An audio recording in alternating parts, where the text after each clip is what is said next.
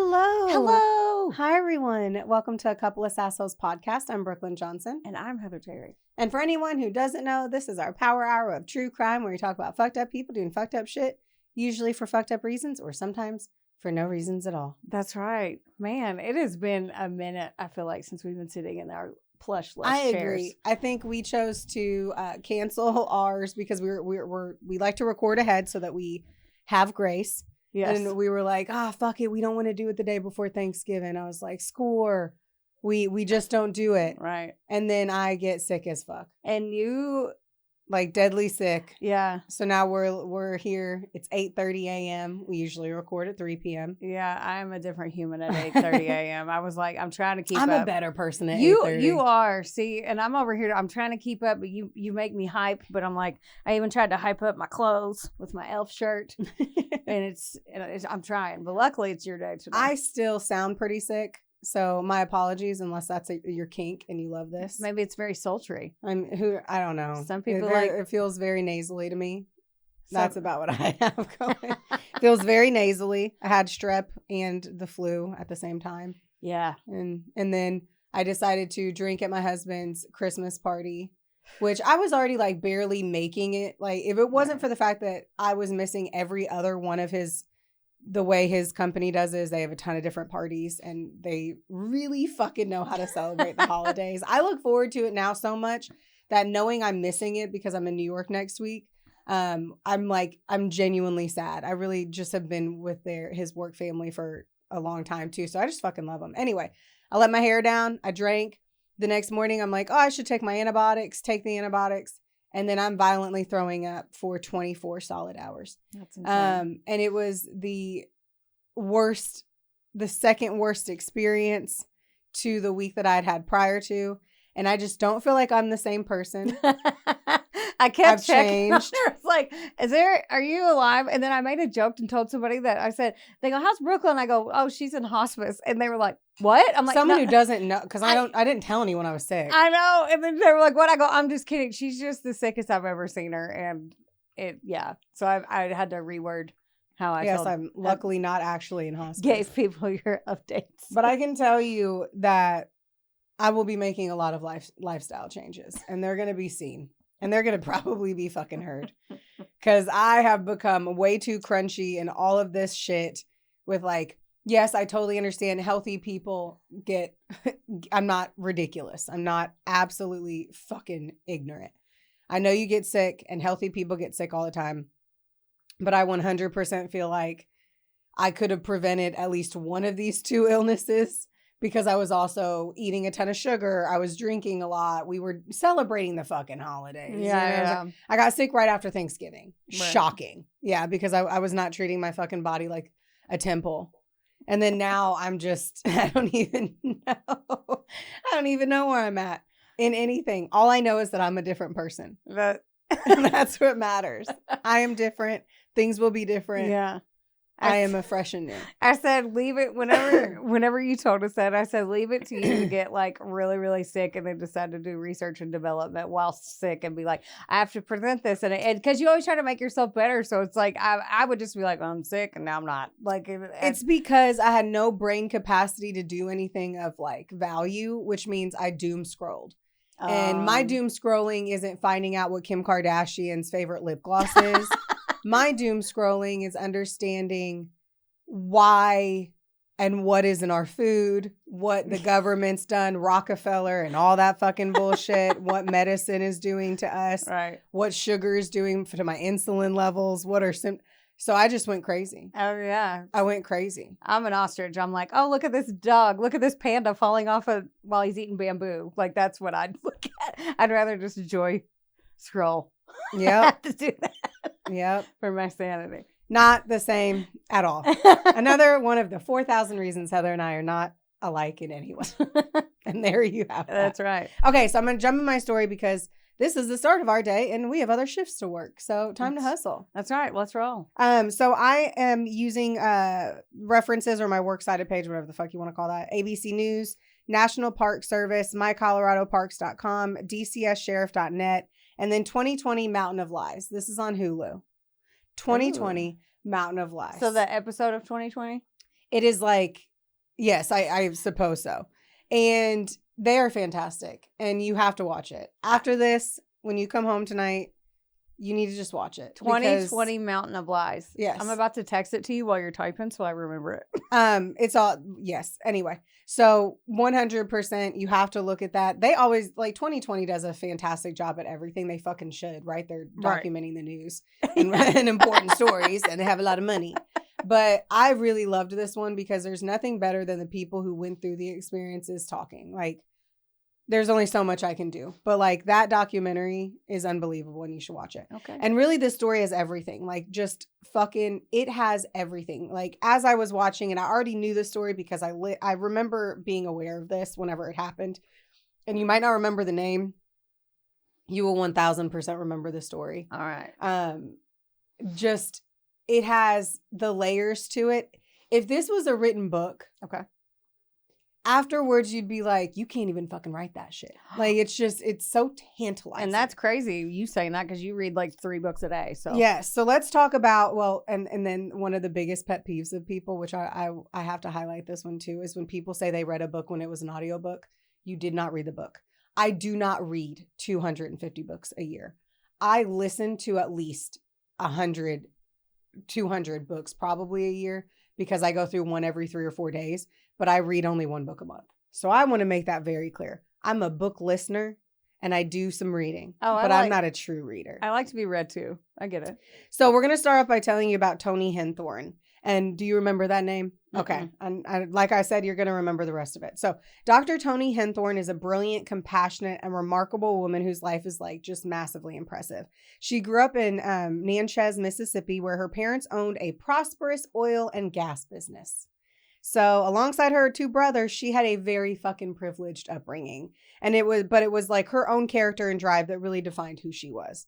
She was born on January 10th, 1962, which I mentioned mostly for reference points of her age as we go through the story. Her best friend, Allison Talley, she remembered her as simply like the smartest, most intelligent, most beautiful, wisest person she knew.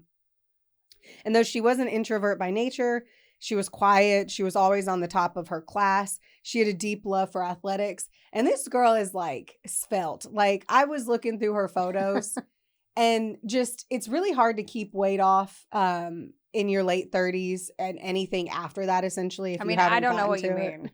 I have no idea what you mean. So like this woman, when she's in her 40s, she's at me at my fittest in my like 30s. So I'm just like, I'm impressed by this woman. And like, I do have to take 2 seconds and be like, she had royalty checks throughout her life for this oil and gas business. So like, she has money that you and I can't really fathom.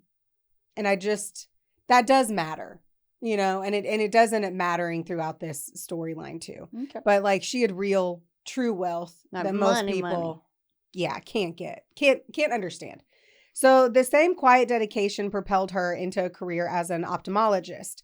It was a field she chose for a deeply personal reason, which I'm curious on this one because then I'm going to tell you what her brother had said too. But she felt like if she looked into someone's eyes, it draws a dedication and commitment to the person observed, which I think is deep as fuck. Damn. And that was like a philosophy that she had lived by, that you could see people through their eyes. But her brother, who also ends up becoming a doctor because, you know, smart fuckers, said that she always knew she wanted to be in medicine, and she decided that she had chosen that career too because she thought that it would give her the right combination of, you know, the balance of life and work. And so that was another reason. She was very practical, and I thought that was a smart reason too. She wanted to take her vacations and experience her life, but also be an impressive fucking doctor too. Wow. And she was. So her patients had seen her as a godsend, and her brother, Todd Bertolet, that was her original main name. There we go. Described her life's work as nothing short of like a masterpiece. Like she was just really the light to her family. Her father, Bob, said that she was a special child, and I believe there was a huge religious facet to this, and he felt like she was their gift from God. Aww. She had gotten married young to a fella she had met in med school, and he was a dentist, and as most relationships that happen whenever you're really young, it failed. What?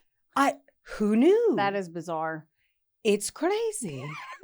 It's crazy that before you know who you are, you get married. Oh. And then it fails. And I say this as somebody who got married at 22 and it failed. So I feel like I'm allowed to say it.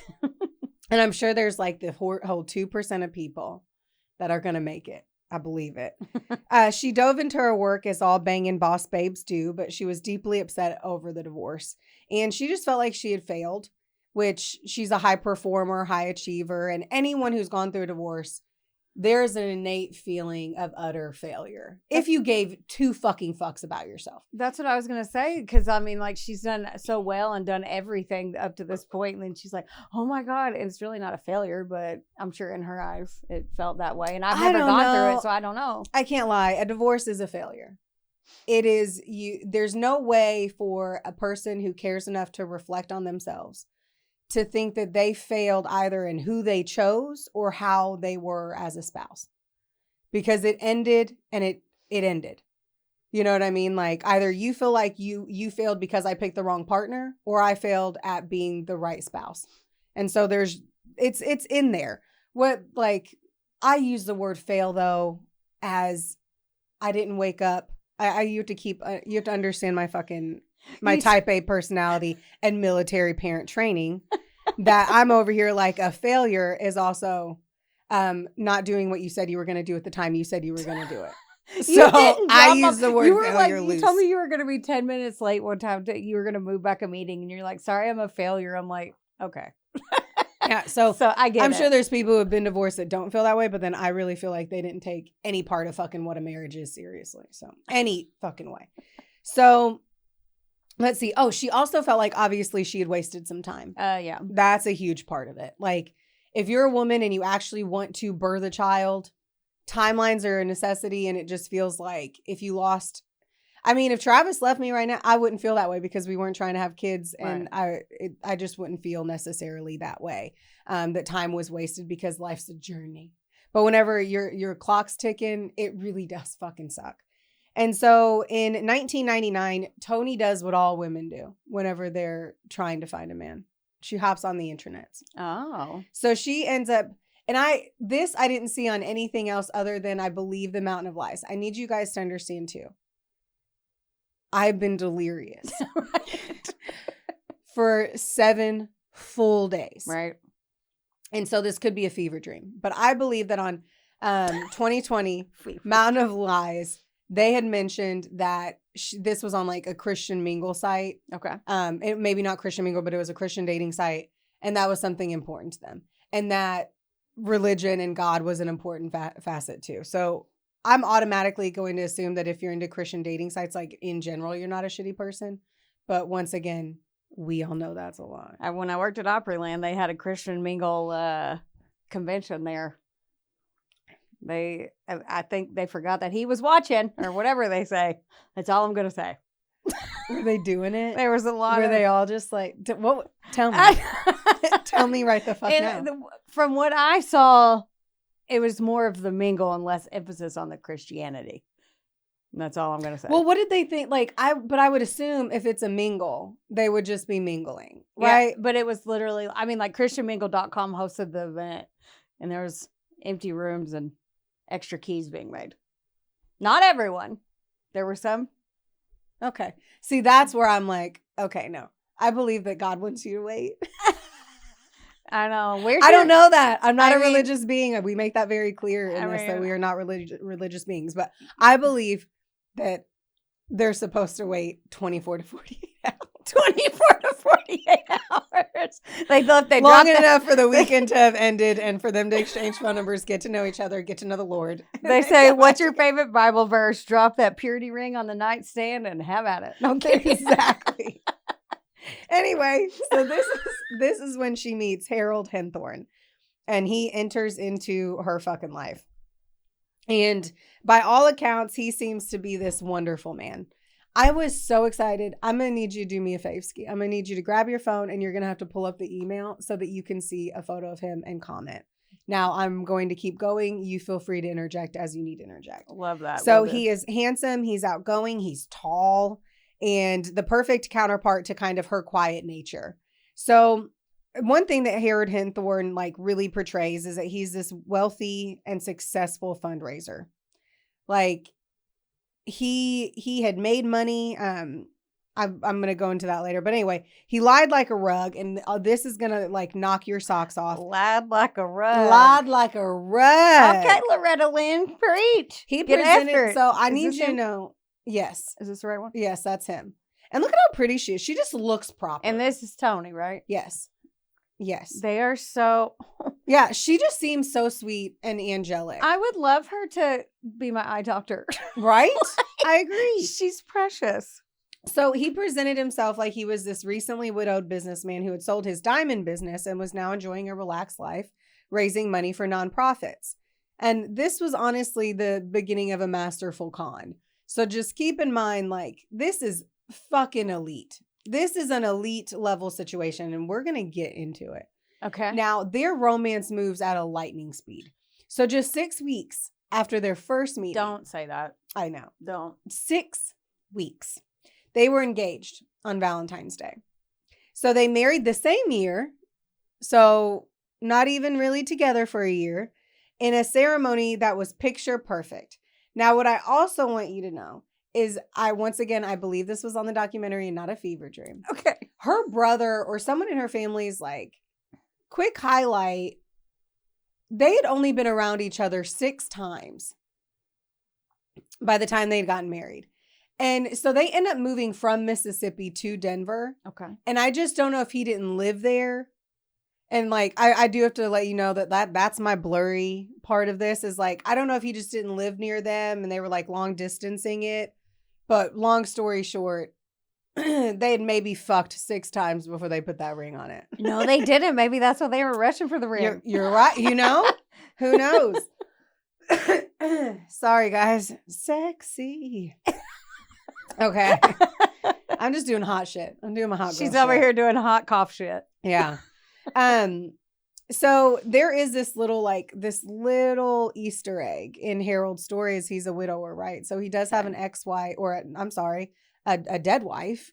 A widow. Yeah. That it died in a weird circumstance.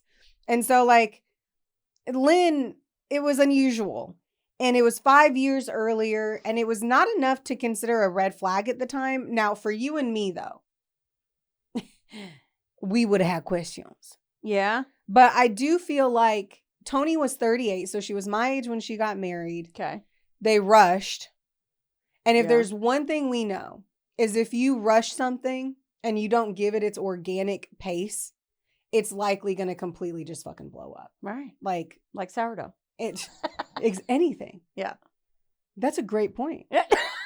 Yes, if you rush your sourdough, it just doesn't it falls flat, I think. I don't know. She wouldn't know because she doesn't do it. I don't over rush it, but I do fucking forget about it for way too long, and then it's like a flat pancake. But anyway, that's not here nor there. But the other thing I wanted to mention too is that she did have a charmed life. Yeah. So like another reason why I'm like, why didn't that raise more flags? She lived a beautiful, charmed life. And Christianity, like I say this because I feel like if there is a facet that if you met somebody on the basic, like the base of religion, I just don't feel like you would think that this person had bad motives. You're used to having faith in people. Yes. It's because you have faith in something that's not tangible. Yes. So you're used to that. If they have faith, you have faith in them that they share the same thing, and you see the good in people, which some people can unfortunately do that to a fault. Yes. So all of those reasons, which is why I just don't feel like this was unpacked or uncovered faster. And also God's plan. So like, like she probably believed in God's plan. So she thought, well, that happened. So everything led to this point. And yeah, I'm just also surprised too that she had been married before and still rushed in like this. That is the one thing to me that like does shock me, because if you've been divorced, you usually don't sprint because of fear. Right. So I was kind of like shocked on that one too. But I also truly believe too that when you're older in life, you believe that you know and you can uncover and see these things better. Right. And she was 38. She probably got love bombed.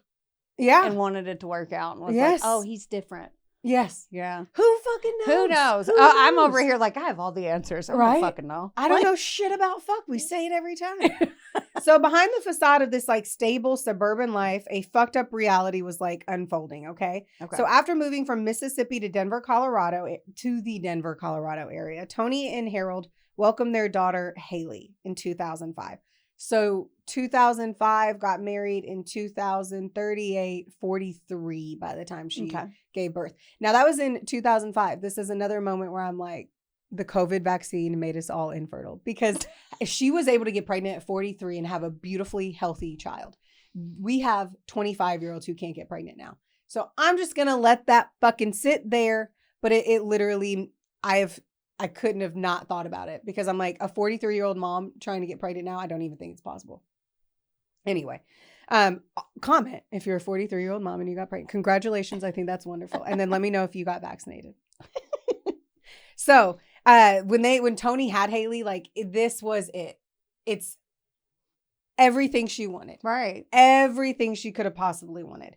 Now, she poured her love into her daughter and her career, and then Harold was becoming like much less impressive. So he was extremely focused on controlling his wife and daughter. And in the documentary, which once more everyone should watch because it was fucking amazing, Haley speaks about how her father, like if her dad was around, blah blah blah blah blah. If her dad was near her, then her mom wasn't able to like hold her or love on her. Like he was almost like she was a prop to him. And you can see videos where like home videos where Toni is just kind of like sitting there kind of looking dead-eyed. And homeboy has Haley the whole time.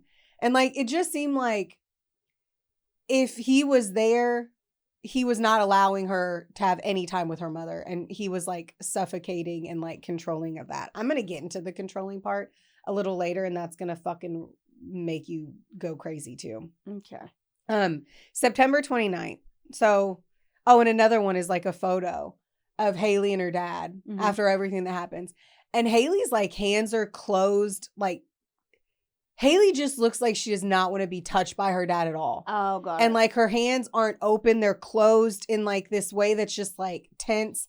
Like kind of like if a guy you were about to dump like took a photo with you right before and you're just like, like I'm here. I'm in this. You're like this. They're like, say cheese. And she's like, fine. Like, no yeah, good, like I don't no actually like, I'm language. dumping you in 2 days. Well, when you do. And like, you look like a baby taking watch a dump. you're going to know the photo and you're going to be like, that is what it was. That I tried to find it so that I could throw it in this photo. But of course, 2020 screenshots I didn't get. But anyway, so September 29th of 2012, for their 12th anniversary, Harold planned what he called a special surprise for Toni. They always took trips on their anniversary, and this one was no different. He had handled every detail. I saw that he cleared Toni's work schedule. I don't really know if that happened. Helped, sweep her away to the Rocky Mountain National Park. Have you been to the Rocky Mountain National Park? No. Okay. Jess, have you gone? Rocky Mountain. Jess was like, what? Rocky Mountain National Park. Have you gone? Okay. Everyone should. I don't know if I want to go after I hear this story, but. Oh, this is an impossible thing. That's the other part that's tantalizing about this story is just the stupidity of Mr. Smart Tall Guy. Mr. Smart Tall Guy. Okay. So they're going on this hike. Okay.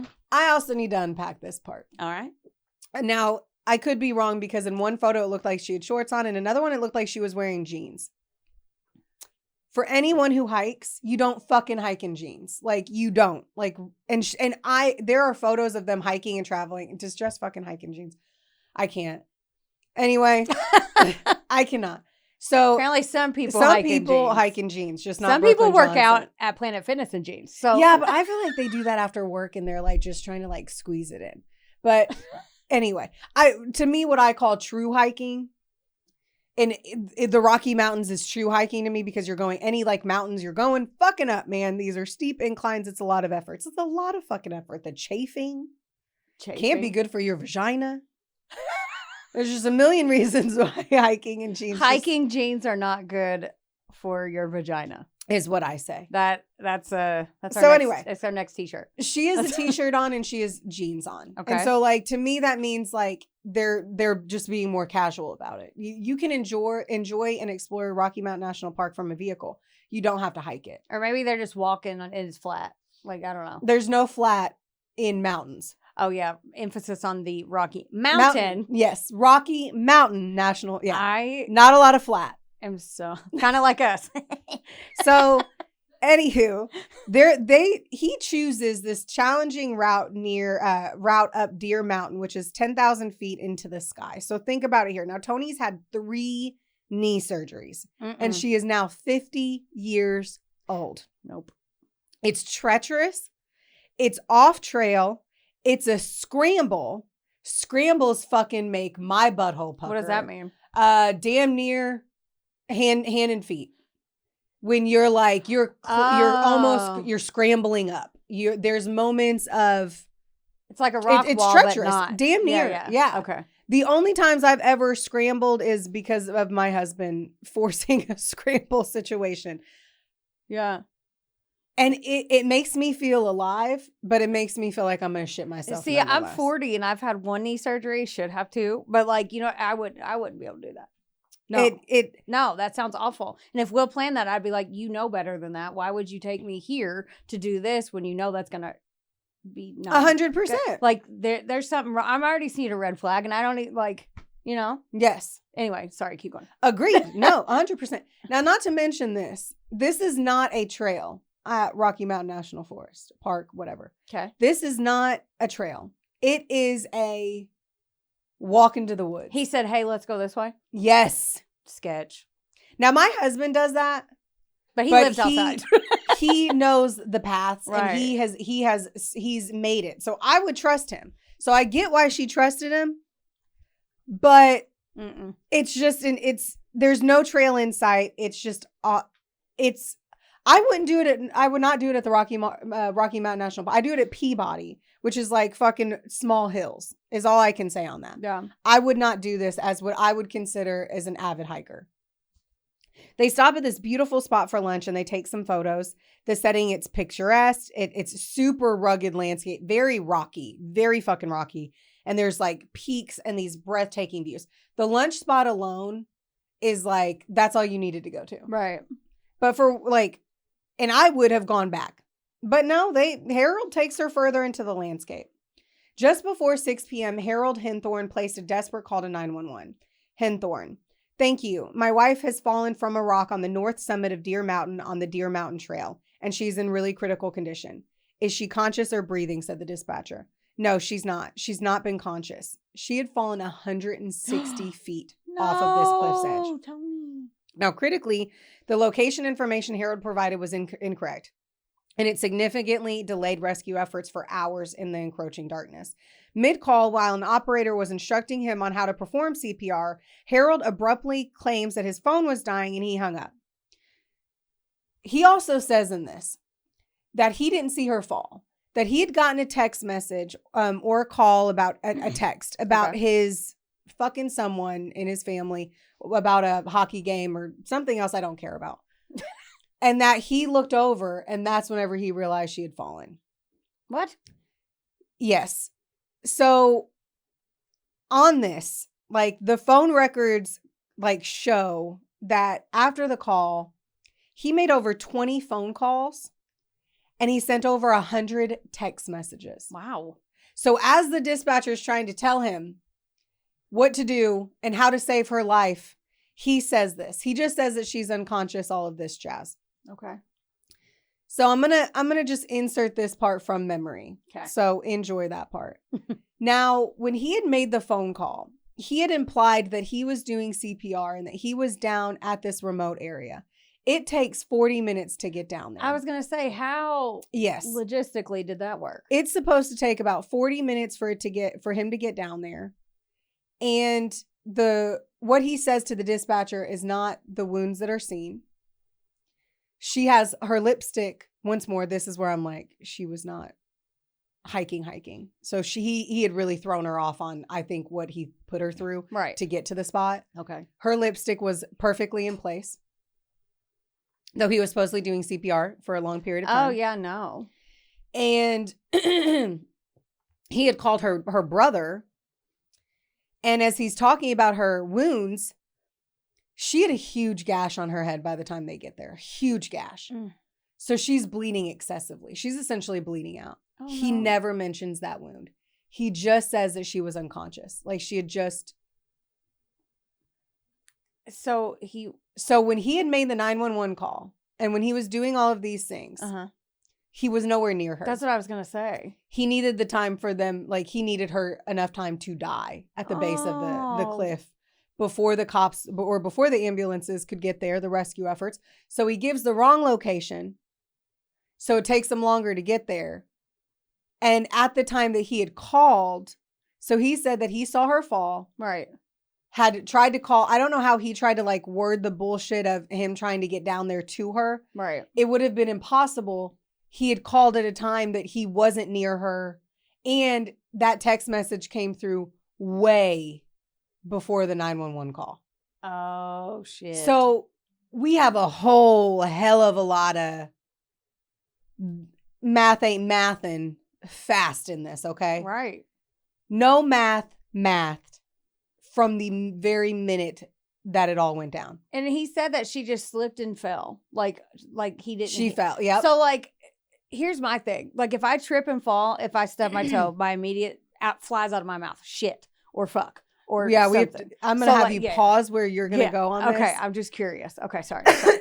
You told me that I was going to have questions and I have to wait and look at me not waiting. Okay, and I'm like, on this one, I'm like, just give me 2 seconds. You got it. Wonderboy Media is not only the proud producer of this glorious magic imploring your ear holes right now, but they're also a big deal. Get in touch with them today to make all of your dreams a freaking reality. From using their bangin' ass podcast studio, where we are right now, to creating amazing videos and editing our content like the mystical mavericks they are. Your podcast can go further when you have a Wonder Boy. Hit up Drew today at WBOYmedia.com. Or text him day or night at 270. Just kidding. Does your face look like a mugshot lately? Then it is officially time for you to visit Hetef Aesthetics in Owensboro, Kentucky or Nashville, Tennessee. That's right. Go see our girl Amber Teasley and her team because they'll have your face and your skin look like a damn filter. And their staff is absolutely amazing. It's like a mini Botox party, which personally is my favorite. You leave looking fresher and you don't have a hangover. Another good thing is that if you go in there and you tell them that A Couple of Sassholes sent you, you get 15% off of everything. That's unbelievable. So Yes. if you have been considering getting that glow up and making that ex jealous, it's time. When the park ranger finally reached the remote off-trail location, the situation was dire. Toni Henthorn lay at the bottom of a cliff, having fallen, like I mentioned, 160 feet. How terrible. On a rocky cliff. Despite the ranger's best efforts, she was pronounced dead at the scene. They noticed that the spot was not They noted the spot was not one a person could simply walk off. The cliff edge had a raised natural barrier, meaning Toni would have had to step over it to fall. There was no slip and fall. Right. She had to have stepped over it and essentially jumped off. To the outside world, it was this heartbreaking accident, but the investigators began to process the scene and the first signs of suspicion emerged from the fucking jump. This was not an accident. Legit, they saw the shit the moment they walked up to the moment. Yeah. So experienced investigators from the National Park Service quickly noted that several pieces of evidence at the scene didn't add up. The official narrative of a freak accident began to fray under the weight of these inconsistencies. So 3 key items were immediate red flags. So Toni's digital camera was found resting perfectly next to her body. However, evidence of broken branches and a blood trail showed that she had first landed in trees before rolling into her final position. So it's completely improbable that her camera made it through this violent fall. Right. She was also found out of her hiking boots. Park investigators with extensive experience in falling incidences knew that it was extremely rare. Hiking boots are laced up. Yeah. They're very hard to get off. They're not like a slip-on flip-flop if you got hit by a car. Yeah. It's improbable And the boots, one of them was like, I think one of them was still fully on. The other one was their placement. It was far from her body. Yeah. And it was unnatural. Now, the other part was the fact that, I don't know, man. There was a map of the park in Harold's Jeep. And there was a red X marking the precise, remote, and dangerous spot that Toni had died. A location far from any designated trail. And I'm like, did this guy think that they weren't going to search his vehicle? That's the only assumption I have here, guys. He literally had a map and marked the X in this very remote, odd location for her to have fallen. How would he think he would explain that away? Like, oh, I was going to take her on a surprise. It's like, that's not really a good surprise for somebody who has had need. I would question that. And I'm not even an experienced investigator. I'm just an armchair sleuth. Right. I'm like, I don't. All right. When questioned about why he and Toni, once more, who had undergone those three knee surgeries, had ventured to such a treacherous and inhospitable area, his story kept changing. So first he claimed that they saw wild turkeys. Whatever. But a park scientist was like, no, we don't have wild turkeys there. So no. And then he said that he saw a deer. Oh, he did, huh? Yeah. And they're like, well, why the fuck would you boulder over difficult terrain for a fucking deer? I know. Drive down the highway at nighttime. That's what I'm saying. So then he said it was, we were looking for a romantic time. They were trying to go out and fuck. And I'm like, and even then, the investigators are like, oh, in this unbelievably rocky and unwelcoming landscape. Yeah. I'd be like, listen, I like to have sex with you, but I don't feel like I got to work this hard to get it. Yeah. And then him saying that also like kind of threw me because Travis thought that we walked up on people fucking in the woods on our last trip. Uh-huh. And I was like, oh, so I didn't realize people were doing that. Duly noted for things I now need to do. But anyway, so that whole portion had happened. And they're like, I still don't understand nor believe that. That makes no sense. This is even before, I don't even get into the timeline of the phone calls that we're going to get to. I mentioned what I mentioned, but when they start to break it down and realize that none of the timelines even work on the phone calls and that he said that his phone was dying and he was on the phone for 100 text messages, 20. Right. So like while she's dying and he's doing all this stuff, he's texting all of his friends and family. Yeah. Oh God. Yeah. And so this was like late 2000. 2012. 12. Yeah. Okay. Yeah. I was trying to put it together again because digital camera. So, yes. But phone. So still. On top of that too, they go back through the cameras, right? Right. And you can see that Toni, and this was the photo I was trying to find, but honestly, guys, I fucking was finishing this shit at like 5:30 this morning. Dude, so you survived. You're in survival. I have survived. Yeah. So in it, that you can see that Harold is standing in the exact location that she falls from, and he's holding on to a tree like death grip. And then there's a photo of her there. Okay. And so like you can kind of, they get this concept that like Harold was trying to tell her, here, babe, look, it's safe to stand here. It's safe to stand. Just come stand over here. And he starts standing over there in multiple different moments because at one point he has a jacket on. Another moment he doesn't have a jacket on. She's over there standing there. And like the worst part of this is if you stop and realize that he fucking shoved her over the edge. What a piece of shit. And like in her moments of the worst, to me, my biggest fear of dying is falling off of the edge of a cliff. You know that. Right. When we hike, I'm always terrified of falling. Mm-hmm. And to know that like while she's standing there, trusting her in her last moment, she realizes that the love of her life, which mind you, she was, we'll get to it, but like he pushed her over the edge. What a piece of garbage. Unbelievable. So let's talk about all the twisted lies of Harold, because unfortunately this investigation takes like 2 years, but at the end of the day, it's all uncovered. It's kind of hard to prove a push, right? To be honest. So they now dig into Harold's background and they uncover a meticulously crafted facade that had deceived friends, family, and his own wife. Well, like 12 years for his wife, but 20 years the public. So Harold had convinced everyone that he was this successful fundraiser for nonprofits and the primary breadwinner. The reality, as discovered by investigators, was a complete fabrication. He hadn't held a job since 1992. What the fuck is he doing? His certified fundraiser credentials were non-existent, Oh. and tax returns showed that he had made virtually no money for 20 years. What? Yes, no money, zero. But, and I want to mention too, their house was gorgeous and massive and beautiful. And I'm like, I don't even know how the fuck you pulled this off. The disparity between his claims and his reality was like staggering. He had somehow managed the family finances, ensuring that his wife never looked at it. And instead, he had been living off of the money he received after his first wife's death, which was about $600,000. And then whenever that started to run out, he started taking the family oil and gas royalties check and he was putting that into his account. Oh. Not Tony's. And the business cards that he was giving out, yeah, well, those had, it was no business. The address on the business card was his home, listed as Suite A or Suite B, which was really the basement. He legit is on camera talking to his baby and explaining his business. He's like, you know, I have 90 people who work for me. We have offices in Florida.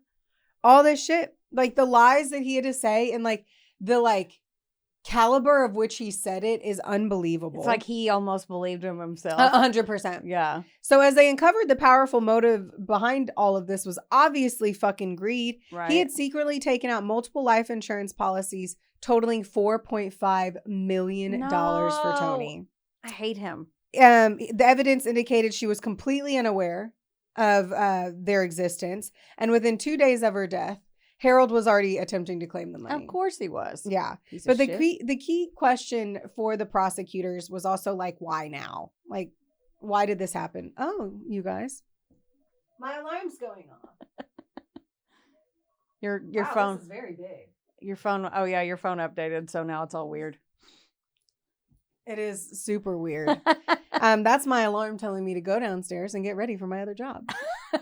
So to Right pack when my you, lunch. You asked the question for that, and then all of a sudden it goes off. Right? Okay, so why was it? So just before her death, Toni had opened up her own bank account for the first time and began diverting some of her paychecks and her royalty money into it. It was like her dad, her brother, her grandfather, a man in her life, because I cannot remember, had realized that the money was going into a different account and not their joint account. Right. And so he was like, dude, you need to put money into your own account. Yeah. And so that is what they believe was like, that Toni was about to leave him. Sounds like she was getting her ducks in a row. She was getting her ducks in a row. Now, another thing that happened here. So Harold was in close communication. I'm going to try to get this right. Lynn was his first wife. Got it. Sorry, guys. This is the first time I've talked this long. So Lynn was his first wife. Lynn's brother's wife. Okay, they got divorced. Okay. They had stayed in contact. So his in-law, is that how that? I don't know what the fuck. It doesn't matter because Yeah. whatever. Yeah. And she's stunning, and I guess like she had it seemed she looked like money. You can say that. People look like money. And they had been in communication, and when she went through her divorce, she was struggling financially, and Harold and Toni helped her. Like it was very much a friend situation. Got it. Now, whether or not like there was something else like brewing, no one can say that. Right. But when she decided to not let him like be a beneficiary or something, he got really shitty about it. And it was very weird. And so at the end of all of this, like the belief when you watch the documentary, because I think this will tickle your fancy enough to where you're like, I shall and I must. Mm-hmm. We believe that she was probably going to be the third victim. Like she was the next one on the docket. He was already planning to do this again. What a garbage human. What a fucking garbage human. I love garbage humor though. Oh man, it is, we are. But We are garbage humor. I know there's not a genre on Spotify to pick that, or we would have. I mean, Garbage humor. yeah, fuck. If that is one thing we are, it's that, sadly. So let's talk about it. I told you this story had everything. So let's do the anonymous letters. Let's cue the anonymous letters. So they began arriving 4 investigators. Wait, what letters? I'm telling you. Okay. It became clear that Toni Henthorn's death was not the first time a wife of Harold Henthorn had died under bizarre and suspicious circumstances. So someone fucking writes a note to the investigators, and they're like, look into Lynn's death. I still don't know who the fuck sent this. Really? Yeah. Lightning usually doesn't strike the same place twice, does it? No. No. No. No. Nope. In 1995, Harold's first wife, Lynn Henthorn, died in what was ruled an accident. Harold's account was that while changing a tire in their Jeep in a remote area of Douglas County, the vehicle slipped off the jack and crushed her. He was the only witness. Following the investigation into Toni's murder, new evidence came to light, prompting the Douglas County coroner to officially change Lynn's matter of death from accidental to undetermined. Or undetermined. I don't know if that is supposed to fucking help anyone. Like, does that give the family justice? I don't know. So now is where I'm going to take a moment. I literally said explain this. I'm going to explain it. So he implies that now they are on this remote ass road, a super remote road. He says that she dropped a lug nut or something, went to get under the car. At the same time, he threw the Jeep tire into the back and it knocked it off of the jack, and the jack crushed her. Let's talk about it. We're going to take 2 seconds on this because for the sake of time. So they tried this over and over again. And they're like, wow, number one, do you know how weird it is to throw a tire into the back of an SUV? We all have SUVs. Let's all imagine throwing a tire into the back of an SUV. It pops back out. Like, they're like, this is so fucking weird. Like, and at the point, like, I don't know, there was some reason why it was going to be really hard for Harold to do that. I can't remember the reason why, so my apologies. Like, I don't know if he had hurt something or it was just so weird to do. That makes no sense. So they do it every way you can. Yeah. So then the other woman's like, I'm going to kick the back of the SUV. I'm going to slam into the back of the SUV. I'm going to shake and rock the back of the SUV. Impossible to make it fall off the jack. But what they can do is go up to the jack and hit it. Just to go pop. Oh. He murdered his first wife by crushing Lynn. her I underneath. wanna look her picture. Yes. And here's beautiful Lynn. By crushing her underneath a vehicle. And they just thought it was like the saddest thing. No one dove into it further. He was once more the only witness to it. Why would you think? And I'm sure. Why would you think otherwise? You know, like there's no reason. It was just a freak accident. Ugh. So let's talk about this part. So investigators were struck by the chilling parallels between the two deaths, which occurred nearly 2 decades apart. Incidents happened in isolated, odd places to call for help, right? Mm-hmm. Harold was the only witness to both of the wives' deaths. In both fatal incidences, Harold emerged completely unscathed. He had collected $600,000 in the life insurance payout after Lynn's death and money that he had been living on for years. The investigation also uncovered another freak accident that had nearly killed Toni. So while they're at their cabin, a large wooden beam fell from a deck, narrowly missing her head. Now, once again, Harold was the only witness. And then later, like, Harold made a joke about it saying, yeah, I guess you heard I tried to kill Toni. So let me tell you how this happened. So there was like a broken light and he asked her, this shit pisses me the fuck off. Like, last year I was hit by a 2x6 because I was standing under a deck, like under a pergola that we were fixing. A board that shouldn't have fallen, and it hit me in my head and it damn near knocked me unconscious. And I had a concussion and it was fucking terrible. Right. Fucking terrible. Yeah. So imagine this now. Okay. That was me. It wasn't fell on top of me. Right. It fell. Right. Toni asks his wife to go grab like this thing that broke, like a piece of a glass light that had fallen. So he tells her to go there. Okay.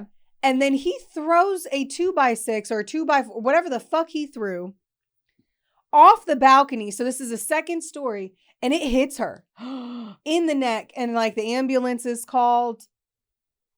And they act like he goes, yeah, I was throwing the boards over the edge of the, like I was like Why? Explaining why, I guess, to get him downstairs. But if I was the ambulance person, I'd be like, what the fuck? Like, why did you know ask your wife's down there. Right. No. You just told her to go over there, and then No. you just I hate his guts. nonchalantly throw this. So then they're like, was that the first time he tried? And then was like, I got to figure out a different way to do this. Yeah, sounds like it. Unfucking believable. Poor Toni. So now we have a pattern established, and they're moving to solidify the final pieces of the case against him for her murder. Okay. The final stages of the 2-year investigation focused on proving premeditation and preventing Harold from disappearing before he could be brought to justice. So he had maintained that the anniversary hike was a spontaneous trip he'd only scouted once. However, investigators used his cell phone data to prove that was another fucking lie. It showed his phone pinging off of cell towers near Rocky Mountain National Park 8 or 9 times in the weekends leading up to Toni's death. It was not a spontaneous trip. It was a meticulously planned execution. Like, I don't know if he just thought they weren't going to look into it. I don't know. That's all I can assume. I can't remember whenever the forensics of pinging phones got popular. But anything. Yeah. Like the map.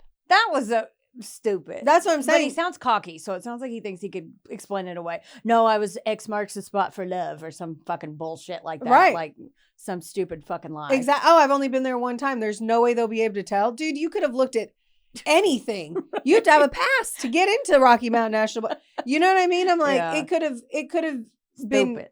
found. And by 2012, yeah, we were fucking pinging the shit out of radio towers to find people's phones, man. On November 6, 2014, 2 years after Toni's death, federal authorities arrested Harold Henthorn. Hawthorne's not his last name, it's Henthorn. The catalyst was the discovery that he was actively moving large sums of money, including a transfer of $500,000 to his brother. They believed he was about to flee. And so they were completely concerned about Haley. Yeah, that's what I Keep was in mind, gonna ask. Haley Yeah. is with her dad for these 2 years. Oof. And he is like, her family believes that he had done it. Right. And they're pretty much just bullshitting so that they can see the daughter. That's all the family's doing at this point. Right. They take him into custody, and a judge later denied him bail, declaring that he was a substantial flight risk. The arrest marked the end of the investigation and the beginning of the fight in the courtroom. In September 2015, 3 years after pushing his wife off of a cliff, he went on trial for first-degree murder. With no confession... Oh, my God. Zero alarm. Another fucking phone call. I told my husband that we were recording late. I told him.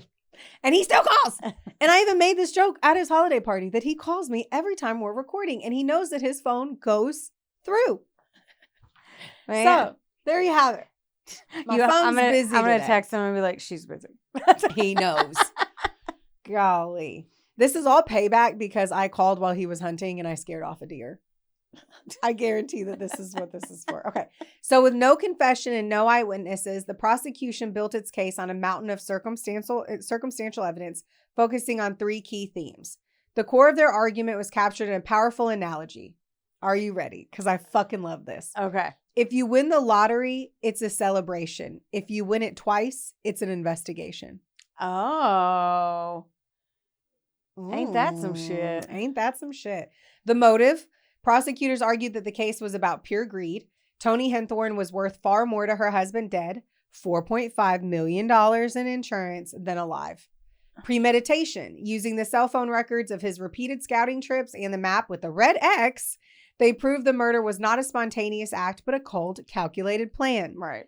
Pattern of behavior. The judge allowed prosecutors to introduce evidence from Lynn Henthorn's death and the Good. beam incident to show it was not the first time that Harold had orchestrated such an event. What a piece of shit. Yes. And like, who knows? Because if the daughter was on any of the documentation like that, maybe Toni set up before she passed away and was brutally murdered. That like, maybe And she was so young. I know, and but She like was only 7 at the time that her mother died. It's so sad. Like you think about that, it could if she had anything set up in her name, which she probably did, because her mom. She honestly, So, she like, probably didn't. She So let's be honest. yeah, like but I mean, like her mom might have set something up. that's for what I'm her. saying. She probably didn't. Her daughter was only 7. She's married. Her Yeah. beneficiary is always going to be the adult. And then you do like usually Like whenever you have like a lot of money, and I Yeah. only know this, I don't have a lot of money, but I recently did estate planning. Right. It would usually either way be in his name, and then she would get funds after her like 18th birthday at specific intervals. Yeah. So like, yes, she could have been the beneficiary of the 401k, Right. but these were all done without her consent and without her knowing. Yeah, I was just curious, just because she might have been like, well, if she started to not trust him, who knows what the I don't know. Just That me was thinking one of like the a things, book of being like, oh, all of a sudden it's just like a the daughter dies. Yeah, one of yeah. the things was like, but he had the ability to control her. And that's what he was obsessed with, was controlling her. And he wanted Oh. her in his life. Like, that's all he needed. He didn't need Toni anymore. he wanted He money just wanted and his daughter. money and his daughter. What a garbage guy. Oh, and then here's one thing too. The defense team called no witnesses, and Harold Henthorn chose not to testify in his own defense. So, like, I'm not really sure if anyone tried here. The other thing I had to tell you real quick is that at her funeral, okay, within 2 days after the I believe it was 2 days, her family couldn't get everything about how he handled it. 100% the family was like, he did it. Like, they knew too. Like, when I tell you this was a murder committed where he might as well have walked out with bloody clothes on and a fucking Michael Myers mask. Yeah. Like Like everyone they knew. knew. It's not like, oh, he would never. Yeah, no. They were like, no, he did it. Yes. Because when she died, within 2 days, the funeral was already planned for. And there were 700 carefully curated photos provided to, he had sent to a company to put together the video. And he already had all the photos saved. And none of the photos were before she had met fucking Harold. So the family was she goes, there were photos of just Harold and just Haley. And they're like, you could tell through these photos, wow. Like, he had the time. He had already put it together. They felt like he had 100% put all of these photos together, hired somebody to make it into a collage. That's insane. Which obviously at that time they didn't realize PowerPoint and just how you can do that. You don't have to hire somebody for it, but I guess that's what rich people do. I don't know. I can't relate. Yeah. But the fact that, like, someone in the family was just like, I thought it was so disrespectful. Yeah. That it showed, it's like me dying and then putting no photos of you in it. No photos of my parents. Right. No photos of me as a baby. Right.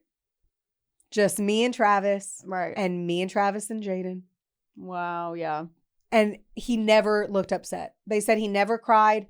They were so thrown by all of it, and they were so just like devastated, freak accident, all this. And he just seemed cool as a cucumber. He didn't play the part at all. No. Well, you better have a good ending to this, because right now I'm mad at him. So on September 2015, after just 10 hours of deliberation, the jury delivered its verdict. Guilty of first-degree murder. Harold Henthorn was sentenced to mandatory life in prison without the possibility of parole. good. The legal battle was over, but the emotional toll on the families of his victims would, of course, last a fucking lifetime. At Harold's sentencing, the families of his victims, and I say victims, but really should be victim, but Lynn's family wasn't there. Yeah. Or I don't know if they were there. They didn't speak at this trial. Mhm. They were finally given a chance to confront him. And they had said, Bob, Toni's father, said, we never imagined that murder would come into our lives like a thief in the night. And Todd, Toni's brother, said the defendant is morally cheap and is bankrupt of all honesty. He did say, and I don't have the quote, but Todd also said, you finally got the only title you deserved, which is a murderer. Like, because then they realized he never had a job. Like, What a fathom piece of what garbage. the fuck happened Yeah. here. What a piece of garbage. My God. After her mother's death, Toni's daughter, Haley, endured a period of profound control and manipulation. Remember, she was stuck with her. Oh, God. Harold told his 7-year-old daughter her mother had lost consciousness forever, and then immediately warned her that she was not allowed to cry. He goes, people will be watching. What? And so she thought that her mom wasn't dead and that she would eventually come back. How awful. And they did 2 funerals, one in Mississippi and one in Colorado. And the second funeral is when she realized that her mom was actually dead. That poor because child. of the way he worded it. And then he didn't allow her to grieve. So then she had shame for the grieving process as a 7-year-old. She's going to be have so much trauma and emotional damage. So on top of that, her life became a prison. She said, quote, I couldn't leave my room, and he had a baby monitor in my room watching me. He would know if I woke up, and he would know if I came downstairs to get anything before he said it was allowable. So he controlled her so much that she wasn't allowed to like go get water or eat or do anything outside of his control. The fuck? Yes. Haley was adopted by her mother's brother, Barry, and his wife, Paula. It says Barry. I'm sorry. I don't know why it says Barry because it was Todd. I don't know where the fuck that word came in. He's Todd Barry. Todd and her. That had to have been Todd because there was only one brother that we focus on this entire time. So I'm going to focus on Todd. Maybe it's Todd Barry Bertollet. My bad. I do this at least once where I get a name fucked up in my story. Yeah. Fucking always. And his wife. And she found a completely safe and loving home. They're beautiful people, amazing parents. Good. And they said that Haley was starving for like a safe and like loving environment. And because she lost her mother so young and she has no fucking relationship with her dad, I really think that she allowed them to fully replace her parents in like a loving and beautiful way. Right. And she's very happy. Good. The most powerful statement at the sentencing came from Haley herself. In a letter read to the court, the young girl declared she will no longer call him her father, referring him only as Mr. Henthorn. Years later, because Haley's like, in the documentary, she looks like she's like 17, 16, 2012. And it was I don't know what year the show came out. Yeah. Yeah. But she's a spicy like teenager, you know what I mean? Like she looks young. Yeah. Has to be under the age of 18. Right. She explained that she was chosen. She said that she explained that she has chosen to forgive the man who murdered her mother, not for him, but for herself, and to give her fucking life a chance to fucking heal. Not for his sake, but for mine, so that I know that I'm freed from him, from his control, is what Haley Bertollet said. And obviously she went to the Bertollet name. This is the sad story of the death of Toni Henthorn, a loving mother, daughter, sister, and a brilliant doctor at the hands of her bullshit, lying ass husband, Harold. God. I do remember that story, but I don't remember it in depth. I forgot how much of like he fucking lied about all that stuff and was a piece of shit. How many layers of the fucking like... Yeah. The layers are insane. Imagine being married for 12 years. That's what I was thinking, how long it was. And like acting like you had business trips. Oh, yeah. You know what I'm saying? I'm important business with all my 90 employees. Yeah. All my business. Fake phone calls. Piece of fake shit. work. I don't know if it's actually that hard. You know, Toni had her own practice. Yeah. So I'm like, if Travis went to work every day, I could fake work. But I couldn't like cope with how was your day? And then being like, well, you know, fucking Sarah in accounting's pissing me off again. You know, I just we had a potluck, and I swear if Barb brings that goddamn green bean casserole one more time, no one likes it. I just don't understand going on a business trip for a week and being like, yeah, I'm at a conference, or like they had pulled up and called the fundraising, like where he was like a certified fundraiser. Ugh. Is what he had told everyone. Yeah.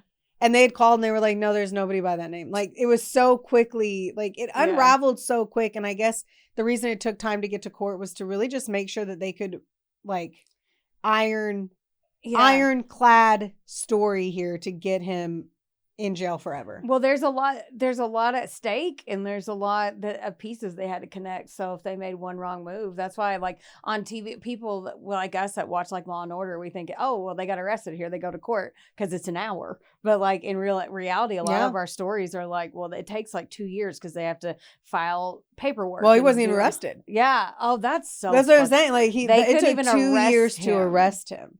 Jeez. And when they were finally able to was when they were seeing that he was moving money around. And they were like, well, they got it. They had to make their move. Their hand was forced. But once more, like we said, it was built on what? Circumstantial evidence, right? Like you can't prove Now, there are obviously they proved this. Like I just told you 800 ways that they fucking proved it. Yeah. The other bigger way that I feel like because I have the cliff, like, and at some point, Jess, I'm sorry I didn't tell you when, but throw that fucking cliff in there because I included that. Just so you could see how rocky it was. Oh, I saw it. Yeah. Yeah. Like it is a rocky, insane cliff. Yeah, no. Like usually you'd be able to tell like a push trajects you further out. We've seen this before. You know, there's actually been a photo. Didn't somebody take a photo and they had evidence of someone pushing someone off a cliff? Like, it seems like it would be an easy way to get away with murder, but obviously it is not. And you shouldn't X marks the spot on it either. It's just so sad because she was an amazing mom and she was an amazing person and she was killed for money. And that's just, I mean, once more, I'm always going to say there's no reason to kill. Right. But crimes of passion and crimes of greed are just, they always hit different. Yeah, that's very true. Well, you know what else hits different? Rate, reviewing, and subscribing. Yes. Please make sure you do that. Yeah. We love you guys. Follow us on the socials. Yes. And enjoy the holiday season, man. We're pretty fucking festive. We're trying to be. I don't know what you're talking about. I picked this story out before everything, so there's nothing I can do about the fact that I didn't theme it very well, but. No, I loved it. Yeah. It was interesting, and I'm glad that we got to talk about Toni. I agree. Yes. Well, thank you guys so much. We love you. Don't forget, don't get mad. Get sassy. Love you. Bye. We love you back. This episode was sponsored, edited, and produced by Wonderboy Media.